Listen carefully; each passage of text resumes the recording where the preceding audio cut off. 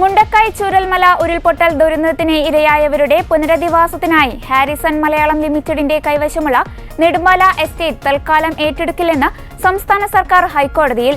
നഷ്ടപരിഹാരം നൽകി ഭൂമി ഏറ്റെടുക്കാമെന്ന സിംഗിൾ ബെഞ്ച് വിധിക്കെതിരെ ഹാരിസൺ മലയാളം നൽകിയ അപ്പീൽ പരിഗണിക്കുമ്പോഴാണ് സർക്കാർ നിലപാട് അറിയിച്ചത്.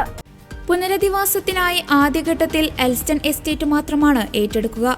ആദ്യഘട്ടത്തിൽ 430 കുടുംബങ്ങൾക്കായാണ് പുനരധിവാസ പദ്ധതി നടപ്പാക്കേണ്ടതെന്ന് സർക്കാർ വ്യക്തമാക്കി.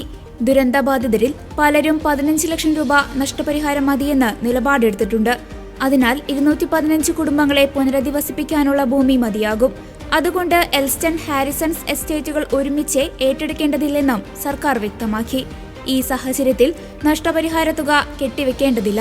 വൈത്തിരിയിൽ ഹാരിസൺ നെടുമ്പാല എസ്റ്റേറ്റിന്റെ 65.41 ഹെക്ടർ ഭൂമിയും കൽപ്പറ്റയിൽ എൽസ്റ്റൺ എസ്റ്റേറ്റിന്റെ 78.73 ഹെക്ടർ ഭൂമിയും ഏറ്റെടുക്കാനായിരുന്നു സർക്കാർ തീരുമാനം.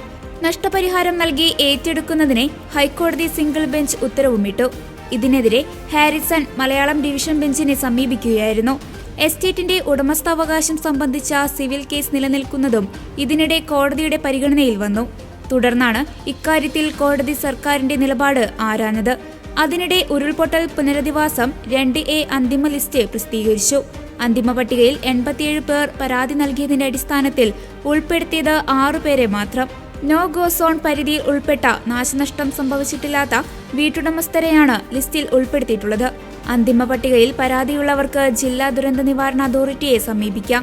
2A ലിസ്റ്റ് ആദ്യം പ്രസിദ്ധീകരിച്ചപ്പോൾ ലഭിച്ച 164 പരാതികൾ തള്ളിയാണ് 6 എണ്ണം സ്വീകരിച്ചത്. അതേസമയം വയനാട് ദുരന്തബാധിതർക്കു വേണ്ടി സ്മാർട്ട് കാർഡ് പുറത്തിറക്കിയെന്ന് റവന്യൂ മന്ത്രി കെ രാജൻ പറഞ്ഞു. ഇതിലൂടെ ദുരന്തബാധിതർക്ക് സഹായങ്ങൾ വിതരണം ചെയ്യാൻ സൗകര്യമൊരുക്കും. ഏപ്രിൽ മുതൽ 6 മാസത്തേക്ക് സാധനങ്ങൾ വാങ്ങാൻ 1000 രൂപ കൂപ്പൺ നൽകുമെന്നും മന്ത്രി അറിയിച്ചു. പുനരധിവാസവുമായി ബന്ധപ്പെട്ട് ദുരന്തബാധിതർ നൽകേണ്ട സമ്മതപത്രത്തിലെ പിശക് പരിഹരിച്ചു.